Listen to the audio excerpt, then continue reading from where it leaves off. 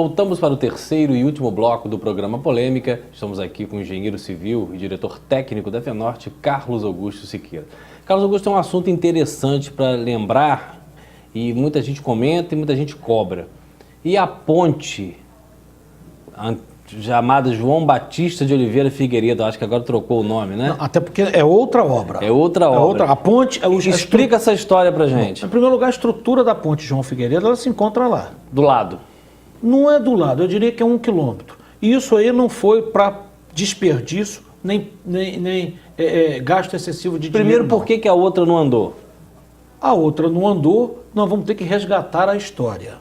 Porque ela tem cerca de 7 quilômetros para vencer o vão do Rio Paraíba, e se você fosse colocar as vigas em cima daqueles pilares que estão lá, você teria que fazer 7 quilômetros de ponte, porque os órgãos de meio ambiente não permitiriam que nas margens de dique a dique, entre os diques, mas que hoje já são pasto, porque em função da baixa do rio eles se tornaram pastos, mas ainda assim, se ele está intra-diques, é sinal de que em algum momento possa vir a sofrer alagamento. E se você construísse barreiras de terra para fazer a embocadura da ponte, num volume muito grande de água, você poderia assorear o rio e, a montante, esse represamento de água poderia causar danos de inundações à cidade de que você não poderia nem imaginar. Então, os órgãos ambientais não permitiriam que você fizesse esses aterros nas cabeceiras da ponte para reduzir esse vão apenas e tão somente para a caixa do rio. A nova ponte que foi construída, que está sendo construída, ela tem em torno de 1.240 metros. O nome vai ser Integração? Ponte da Integração, e eu quero aqui deixar uma ideia para todos os políticos da nossa região, os deputados estaduais.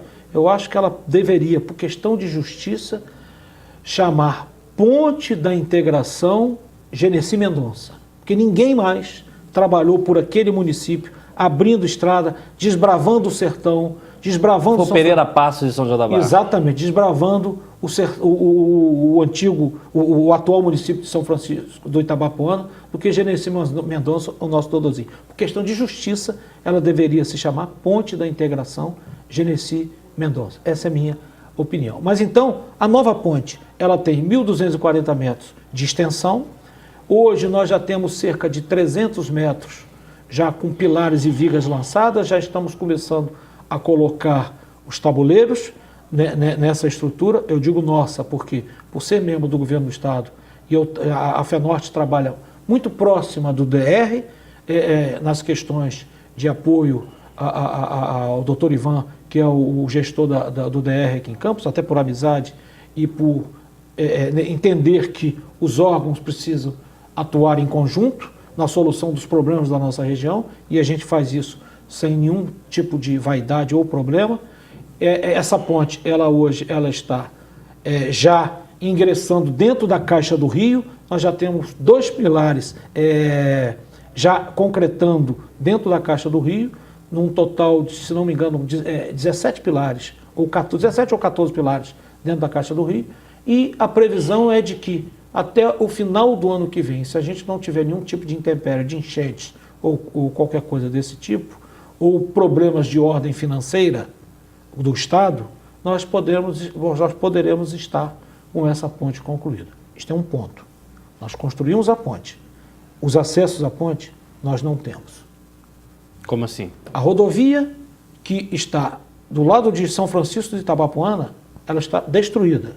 Para quem conhece, aquela rodovia que começa na usina São João e que vai até Gargaú, ela não existe mais pavimentação. Então ela precisa ser refeita. A sua largura é insuficiente para atender a necessidade de uma ponte que desemboca dentro de um porto. Você precisa, porque ela foi construída em cima do dique existente nas margens do rio. Na realidade é um dique, e aquela construção do dique era suficiente. Agora, para se implantar uma rodovia em cima desse dique, hoje o Estado, se não me falha a memória, as caixas de rodovia são com 12 metros. Lá está longe de ter isso. Se tiver 7 é muito. Então é preciso fazer um alargamento desse dique, e aí já não é mais o dique. Para se implantar uma caixa de rodovia que tenha condições de receber um tráfego pesado para escoar o Porto do Açu. É preciso que se desenvolva a rodovia que vai de Praça João Pessoa até a BR-101, ali próximo a Morro do Coco, porque você precisa ter essa interligação entre o Espírito Santo e Minas Gerais por ali também, e essa interligação entre o Porto do Açu o Porto e o Porto de Vitória é fundamental para a transposição, o deslocamento de carga, para que essa carga não passe por dentro da cidade de Campos. Então, tudo isso precisa se discutir.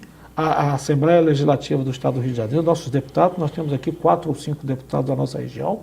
Eu tenho conversado com todos eles especificamente com o deputado João Peixoto, que é da nossa agremiação partidária, para que eles se preocupem com essa questão, porque senão, daqui a pouco, nós vamos ter o elefante branco, ou seja, uma ponte que está sendo feita dentro dos padrões necessários para atender o escoamento de um porto, da proporção do Porto do Açu, sem rodovias que possam interligar essa ponte à BR-101, que é uma artéria principal de escoamento da produção do nosso país, e ao porto para escoamento, tanto para a navegação de cabotagem, quanto para o escoamento para os países na questão da exportação de carga.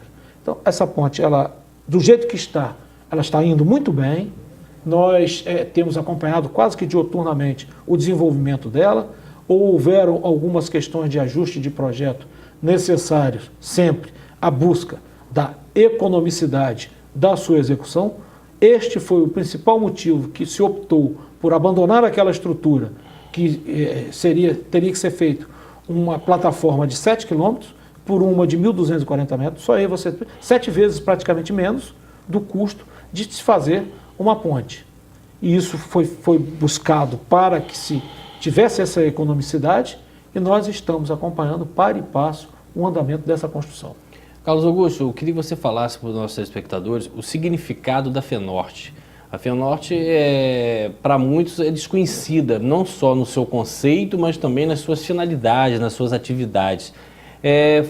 Faz um histórico para a gente da FENORTE, de antes e agora, o que ela evoluiu, o que ela se perdeu, o que é a FENORTE hoje, qual é a representatividade dela, principalmente para Campos. Cláudio, essa pergunta é muito pertinente, até porque eu sou, e me orgulho muito disso, uma das pessoas, um dos profissionais que ajudaram a construir a Universidade Estadual do Norte Fluminense. Eu fui o primeiro engenheiro que lá cheguei.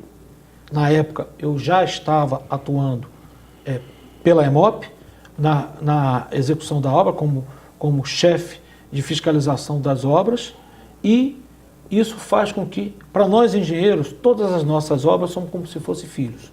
E eu olho a UENF e a FENORTE como se fosse um filho. Então, quando se criou a FENORTE, a Fundação Estadual do Norte Fluminense, ela tinha como escopo, como objetivo básico, ser uma instituição mantenedora da universidade. Ao longo do tempo, com as brigas de reitor, com presidência da FENORTE, essa coisa foi se separando e fez com que cada um seguisse o seu caminho. Na nova versão da FENORTE, ela se transformaria numa fundação que pudesse ser uma fundação de apoio aos municípios da região de abrangência da sua área de atuação. A FENORTE hoje ela é responsável pela atuação nos municípios que compõem a região noroeste do estado, a região norte do estado e a região litorânea do estado, que abrange Cabo Frio, Arraial do Cabo, Búzios, Rio das Ostras, Casimiro e vai até o pé da serra, ali em Cachoeira de Macacu. Essa é a área de atuação da FENORTE, que são cerca de 35 municípios. O seu objetivo principal hoje seria a de um banco de projetos e de fomento para o desenvolvimento dos municípios que compõem a sua área de atuação. Lamentavelmente, isso se perdeu por gestões danosas que aconteceram ao longo do processo de maturação da FENORTE, depois de que deixou de ter a função de ser mantenedora da universidade, e fez com que ela se tornasse quase que um órgão dispensável e inexpressivo na estrutura governamental do Estado. O que nós estamos brigando hoje por isso? Para trazer a FENORTE o seu eixo para ser uma fundação que possa ser um banco de projetos e que possa dar apoio aos municípios, principalmente para ajudar a romper esta crise que nós estamos vivendo, porque os municípios hoje, e o Estado e o governador Luiz Fernando Pezão, ainda anteontem, quando do lançamento do Programa Estadual de Apoio aos Municípios, em que a FENORTE está inserida como partícipe, como parceira da Secretaria de Governo do Estado, que vai tocar esse projeto, tendo à frente o secretário e deputado estadual Paulo Melo, o governador disse para a gente que o ano que vem não vai ter dinheiro para ajudar os municípios. O que ele vai propor é que a estrutura do governo do Estado, com seus técnicos, com os técnicos, por exemplo, que existe dentro da FENORTE, que existe dentro da UERJ, possa auxiliar os municípios, até por economia, né? Por economia, a desenvolverem mecanismos de busca de recursos através dos convênios com o governo estadual e com o governo federal e através das emendas parlamentares. Porque hoje, para se você buscar um convênio ou qualquer emenda parlamentar, a base de tudo é um bom projeto. Você precisa ter um bom projeto, senão você não arranca dinheiro do governo federal ou do governo estadual. Começa essa falha aí. Na maioria das prefeituras, das estruturas de obras da nossa região, as prefeituras, se não me engano, São João da Barra tem 1 ou 2 engenheiros em seus quadros. Aí é obrigado a terceirizar. A mão de obra especializada. É até mais cara a terceirização do que a própria. Então, a partir do momento que você tenha uma estrutura do Estado que possa dar esse tipo de apoio, com a estrutura que nós temos lá, com uma estrutura jurídica, com bons, excelentes advogados em seu corpo técnico, uma estrutura contábil que pode auxiliar na questão da prestação de contas, em que, na maioria das vezes, os prefeitos que encontram prestações de gestões anteriores deixam para lá. E há um caso típico que você vai entender, Cláudio. É um município, que eu aqui não quero citar o nome, por uma questão até de foro íntimo, em que existia uma emenda de 150 mil reais e cuja a contrapartida era de 10%, ou seja, de 15 mil reais que cabia ao município. Não houve a prestação de contas desse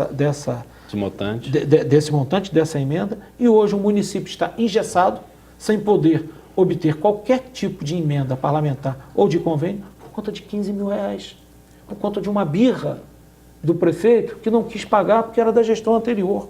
Ou seja, por conta de 15 mil reais, ele deixa de receber, às vezes, um convênio ou uma emenda de 5 milhões. Então é preciso que, em primeiro lugar, os gestores tenham a visão de que nós não vamos resolver o problema de ninguém. O governador foi claro e o secretário Paulo Melo foi claro.